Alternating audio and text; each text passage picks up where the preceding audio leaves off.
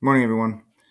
For World History B today, we're going to be working through four different assignments. Today's class period is going to be very much an individual thing once we get done watching CNN 10 together. I'm going to be out today with my youngest daughter, who's actually staying home ill from school today. Kind of unexpected. I certainly didn't plan to be out of the classroom 2 days in a row. So I understand your frustrations there, but it is what it is, and we got to work through it. Um, know that on Wednesday when I return, we'll definitely be coming back to look at the nationalism research assignment that we completed and talk about that TED Talk video that you viewed yesterday and answer some questions on. So we'll make sure that those things are completely turned in. Everything's ready to go with those two today, so that tomorrow when we get back together, we'll be all set with that. Today's activities include these four different assignments that you'll see posted on the agenda in Classroom. We're going to watch CNN 10 together as a class on the projector. Then we'll write a summary individually.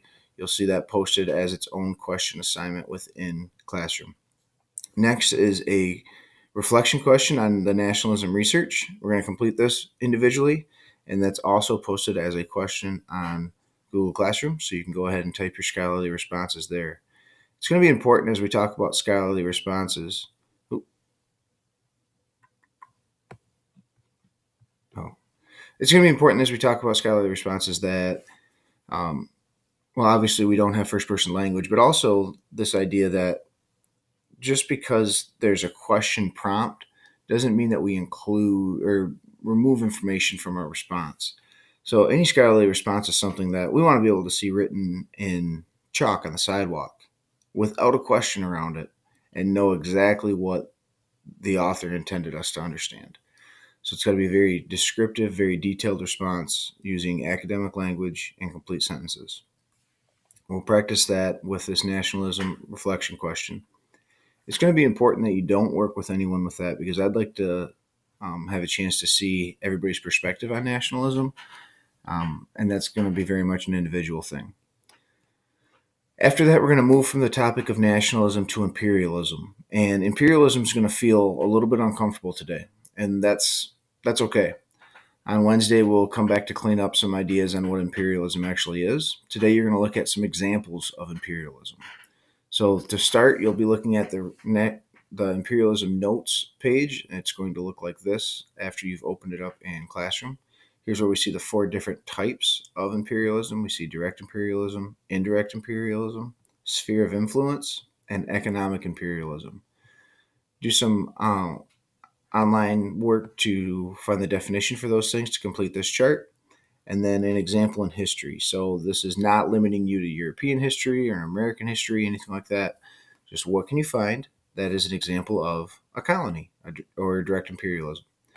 So you'll be working through that assignment. For this assignment, I don't mind as long as we're staying on task and things like that. If you discuss some of your findings with some people around you, but I certainly want us each completing our own work there. Finally, our last assignment for the day, and all three of the assignments that I've mentioned so far will be due at the end of the class period today. The imperialism viewpoints assignment might be one that takes us a little bit longer, so that's not going to be expected to be completed until Wednesday's class. We'll have some time, most likely, to work on this on Wednesday, and what that assignment going to look like for the viewpoints is that you'll be given some text. The first one will be the German viewpoint on imperialism. After that, you'll see the French, and then from Josiah Strong. So there's three different excerpts that you'll be reading with some questions that relate specifically to the different ones. So the first round of questions come from the German viewpoint. There's 5 questions there, 3 from the French perspective, and then 2 more from Josiah Strong. So these are questions that you'll be answering, and it's important as you answer these questions that you highlight the evidence you use to answer them. So if you see where you found information to answer your question, go ahead and highlight it within your own document here so that we can make sure we know how we're finding those things. Throughout the day, if you have questions, feel free to email me. I'll do my best to stay on top of that during our class periods. And other than that, I'll have any questions, or if you have any questions, we can clean those up on Wednesday.